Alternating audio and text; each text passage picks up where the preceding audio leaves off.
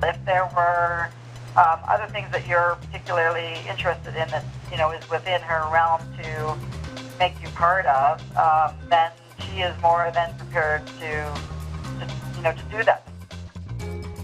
Welcome back to Byline. I'm Brian Lilly. Audio recordings of a top Liberal aide, Deputy Chief of Staff to the Premier, the campaign manager for the Liberal Party of Ontario, promising a job or appointment to get a Sudbury man to give up his bid for the party nomination in a by-election. And that by-election, the vote takes place next week. It's been weeks since Andrew Olivier released these audio recordings of his conversations with the Ontario Liberals, yet so far, no charges. Political commentator Guy Annable joins me now in Ottawa. Guy, this is something that I know you've been following. You even tried to reach out to Elections Ontario and file a complaint about this, and you weren't able to. Elections Ontario's investigating, the OPP's investigating. They're saying, well, we'll meet with the Premier eventually. It's going to happen after the vote, as far as I can tell.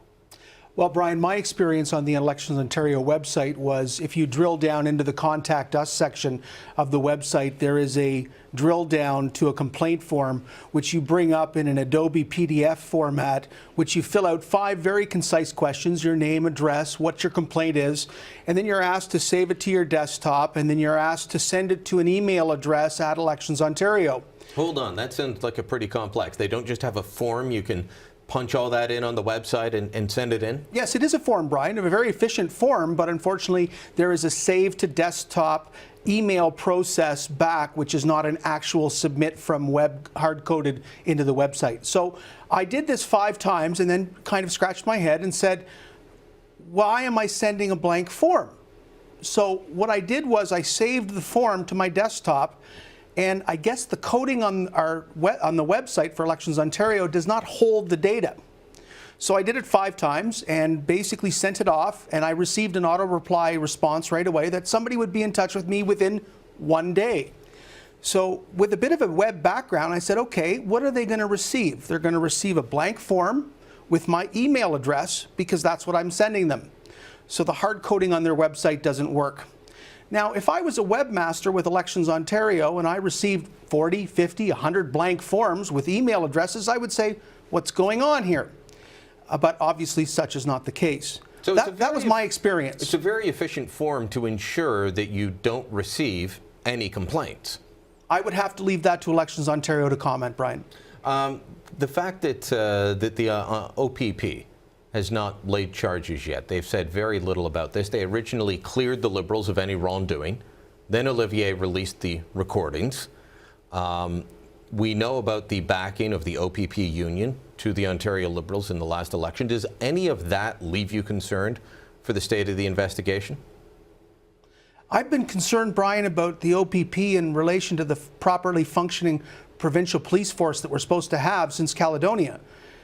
We have Orange, we have the gas plants, but let's focus on this by-election with a U. We have Jerry Lougheed sitting in front of Andrew Olivier saying, I come to you on behalf of the Premier. We have Patricia Sobera in front of Andrew saying, yeah, we could offer you this, we could offer you that. And we have audio evidentiary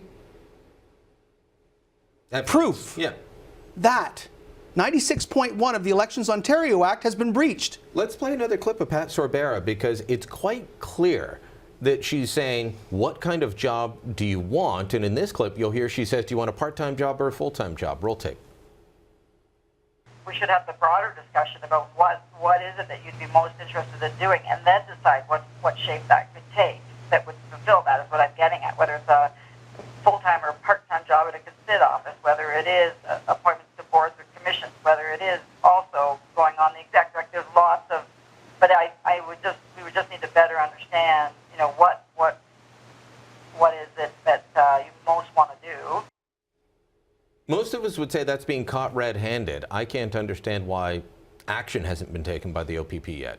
Well, Brian, I've talked to a number of frontline OPP officers who are very concerned about this as well, because the top level of the sworn duty officers, who are their commanders, they're very concerned, Brian. There's a lot of people out there who are OPP officers who pay taxes as well, and they are not happy with this at all. And when you really look at it, from a prima facie standpoint, the fact that the OPP didn't even want to listen to the audio tapes, now have kind of gone back and said, okay, we'll have a listen to them.